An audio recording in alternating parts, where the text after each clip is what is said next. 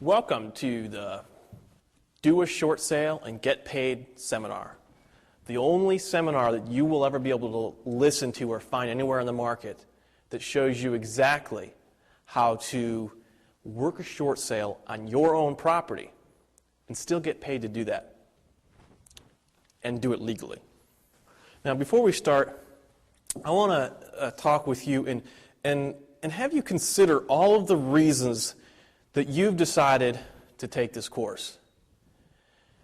As you take in all the information and learn useful information, the reasons that you've decided to take this course will motivate you to take action with small steps, one at a time.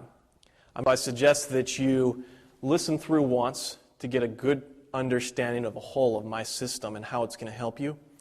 And then just start at the beginning. Listen to a part, do it, listen, do it. If you've purchased this course, most likely you are in foreclosure, and that can make you feel disempowered.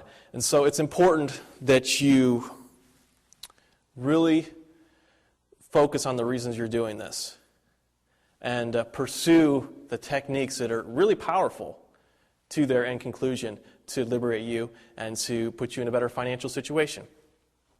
As you take this course and begin to take new information, you can realize a new sense of power, a feeling that you have an effect on your future, and a feeling of positivity, like when the sun rises in the morning and you have a bright and sunny day ahead of you. That's the position I want to put you in. I want to start by telling my story. I kind of got motivated to help people in foreclosure because of a situation I had. August 22, 2000 is a date I'll never forget because the events on that day have shaped my life in ways I could have never imagined, and they took me on a roller coaster ride of my life. Everything happened just wrong, everything. And it was my fault because it was I who had miscalculated. This was the day I closed on a house that ended up nearly killing me, literally. To start, this home needed a whole mountain range of work, and I was young. I didn't know better, and I realized not everybody else is in the same situation as me, but this is my story. I didn't do my homework. I was naive. I completely underestimated repairs. I trusted the seller for what he told me that it would take to fix it up. He told me I'd make a bunch of money, and the fix-up and repair costs ended up being 3 times what I had estimated. But at the time, I thought it was a great deal, so I signed at the bottom line. I was naive enough to believe the seller. Like I said, I trusted him as an advisor and mentor at the time. Obviously, that was a mistake.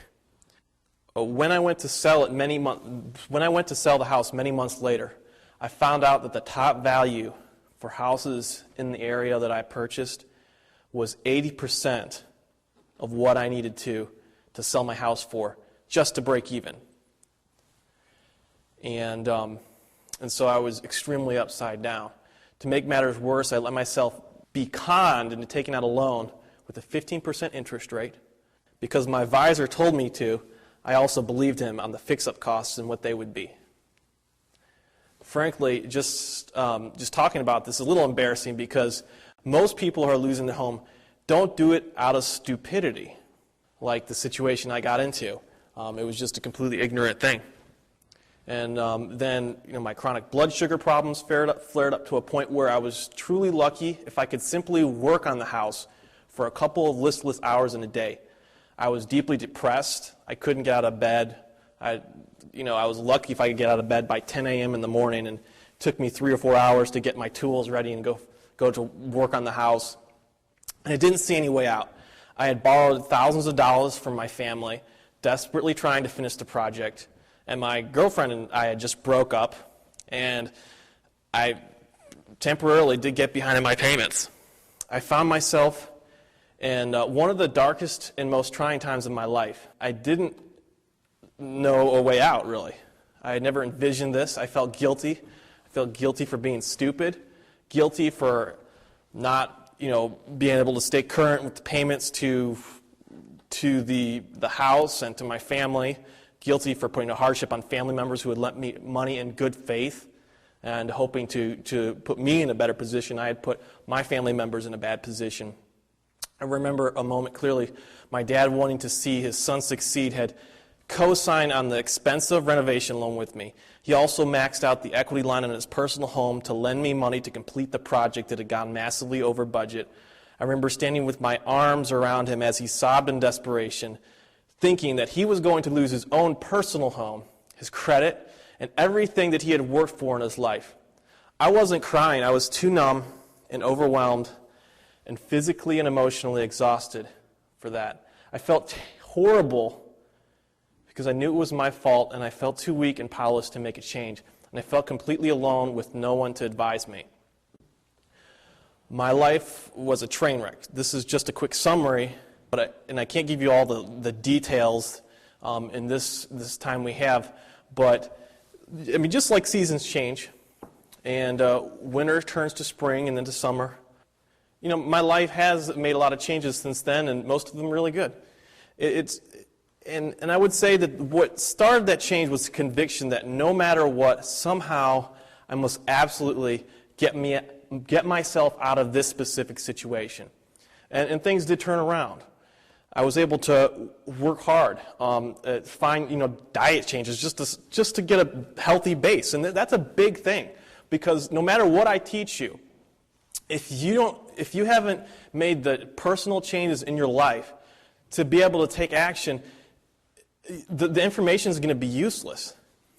The information by itself doesn't give you any innate powers, and it doesn't put you any farther ahead if you don't have the energy to follow up, to make the calls, to submit offers, and to work with your lender. And if you don't have energy, you won't be able to push forward even when you're not quite sure if this is all really going to work anyways.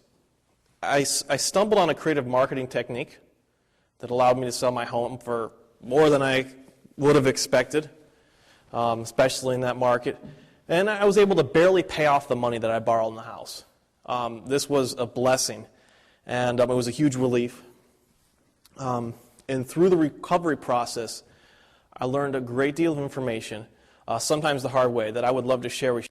And I've used it to help other people like you and I take their lives off pause and start living, at least financially. I've completed thousands of dollars in specialized training, in courses and seminars regarding all aspects of real estate sales, real estate finance, loan originating, appraisal, creative financing, marketing, and negotiating with banks. And that's been my specialty for the last 5 years. Just negotiating defaulted debt, judgments, real estates, and I've learned a lot about real estate title, how to clear up liens and title issues, and the whole bankruptcy process, as well as credit repair and what's required to bring your credit score up. I've reinforced this training with thousands of hours dealing with these issues in the field full time, helping people out. And at one point, I had my loan officer's license, and I'm also currently a licensed real estate agent. Furthermore, having this experience has given me the purpose and drive in helping others. I'm committed to making sure that others don't go through the anguish I did, if possible. And to that end, I have created this learning experience. My purpose in having discussions with you that make up this course is to take you from wherever you are in your real estate knowledge and to point to the point where you can confidently take charge of your situation and negotiate a short sale of your home and get out of your situation and even profit as well, possibly. What you should expect from this course is to receive a roadmap on how to do short sales from start to finish on your own house, and also collect a commission for the hard work that you've done to save your own lender money and to get yourself out of your situation.